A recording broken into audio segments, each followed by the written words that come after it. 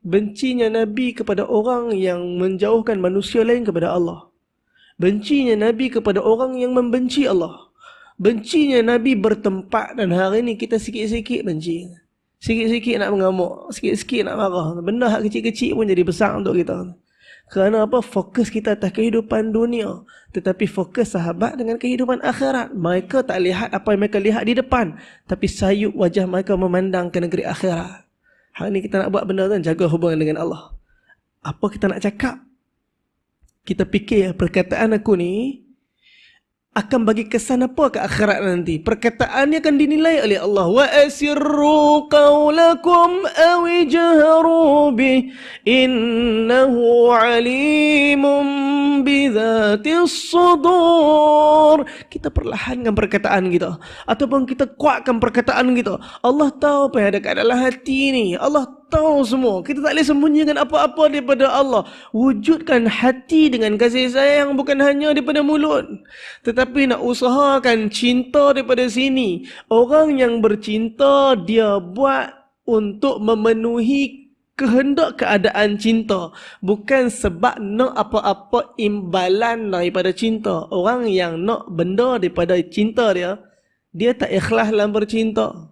Sahabat ikhlas. Sahabat cukup-cukup ikhlas dalam bercinta. Saya nak tutup dengan satu kisah. Tuan-tuan, macam mana sahabat bercinta? Mereka mencintai manusia seperti Nabi mencintai manusia. Nabi sayang orang bukan sekadar pada zaman dia, merentasi zaman cinta Nabi. Nabi tengok muka sahabat, sayup tengok muka kita hari ini. Nabi risaukan sahabat seperti mana risaunya Nabi pada kita hari ini. Satu orang sahabat, nama dia Sayyidina Abdullah bin Amru al-Haram radhiyallahu ta'ala anhu. Siapa dia ni? Ayah kepada Sayyidina Jabir bin Abdullah radhiyallahu ta'ala anhuma. Ketika mana dia syahid dalam medan Uhud, sahabat tak bagi untuk dia zarahi oleh siapa-siapa daripada ahli keluarga dia, kerana bukan sikit teruk dia kena cincang. Tapi Jabir tetap nak pergi tengok. Jabir tetap nak pergi ziarah ayah dia. Tuan-tuan, Jabir tengok juga, mengalir air mata Jabir. Nabi pegang Jabir. Nabi kata, wahai Jabir, kau sedih ataupun tidak, kau menangis ataupun tidak, ayah kamu telah pun syahid di jalan Allah. Tapi kamu nak tahu tak apa yang sekarang ni, yang sedang ayah kamu berbicara dengan Allah Subhanahu Wa Taala. Tuan-tuan, Jabir dengar yang meriwayatkan kisah ni, kata, ya Rasulullah, ceritakan pada aku apa yang sedang Allah bicarakan dengan ayah aku. Allah tanya ayah kamu, Abdullah, wahai Abdullah, apa yang kamu nak hari ni? Bagi tahu untuk aku, sempurnakan. Tuan-tuan, tu kehidupan, bukan law. Law ujian semua. Jaga hubungan kita dengan manusia kerana hubungan kita dengan Allah. Apa yang kita dikedepankan, yang kita berdepan hari ini, semua ujian, kan? Tak ada satu pun melainkan kebaikan ataupun kesusahan. Semuanya yang Allah ingin ialah kita berjalan mengutip pahala-pahala. Istighfar atas dosa yang kita buat. Tuan-tuan, bila Allah tanya kalau kita dah meninggal, lagi kita nak apa? Allah bagi kebaikan, ya Allah. Segala yang kita usaha atas dunia, Allah redha, Allah terima. Allah tanya, hari ni nak apa? Tuan-tuan, macam-macam kita minta, kan? Duk dengar bidadari lama, duk taram, ya Allah, geram lama, kan? Duk dengar, Allah Akbar, lain macam. Tapi sahabat, kan, mereka mencintai akhirat.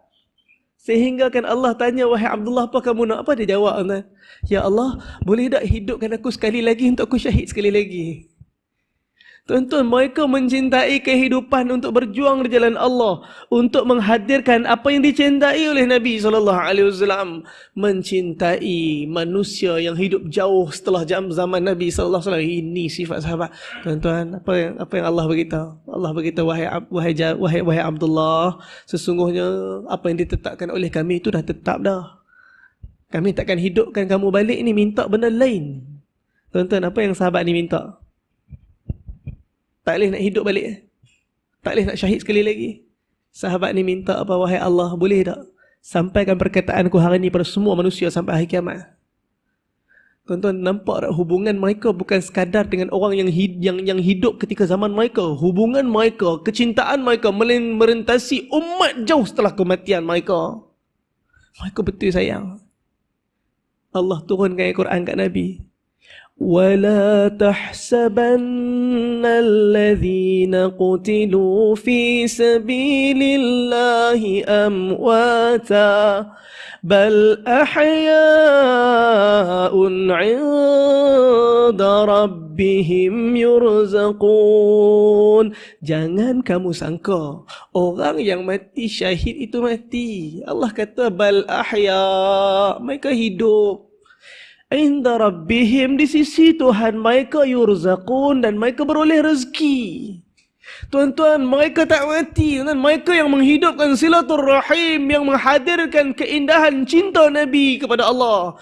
Mereka tak pernah mati. Bahkan Allah larang dalam ayat yang lain. Tadi Allah kata jangan kamu sangka, fikir pun jangan. Ayat yang lain Allah kata wala taqulu liman yuqtalu fi sabilillahi amwat. Jangan kamu kata orang yang mati syahid tu mati. Kata pun jangan. Bal ahya'u